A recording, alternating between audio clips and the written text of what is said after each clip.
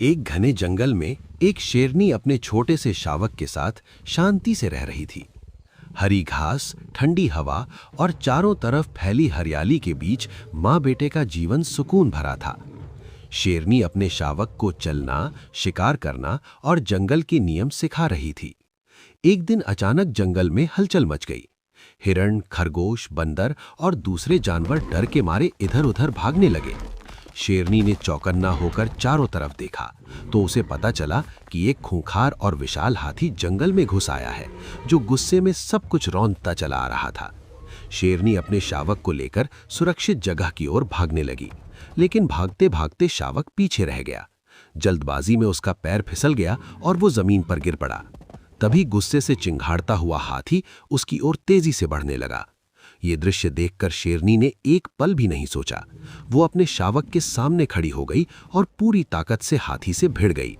माँ की ममता उसे निडर बना चुकी थी, लेकिन हाथी बहुत ज्यादा ताकतवर था।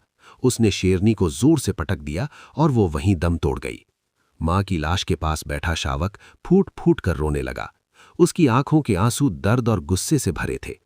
उसी पल उसने मन ही मन कसम खाई कि वो बड़ा होकर अपनी माँ की मौत का बदला जरूर लेगा और जंगल को उस दरिंदे से बचाएगा।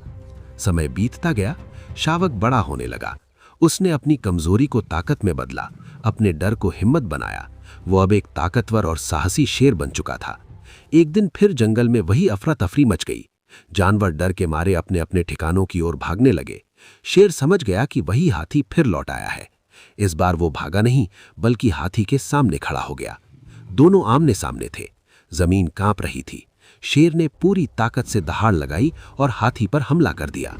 भीषण लड़ाई के बाद आखिरकार शेर ने हाथी को हरा दिया।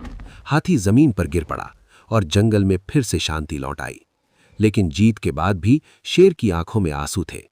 वो आसमान की ओर देखकर अपनी मां को याद करने लगा।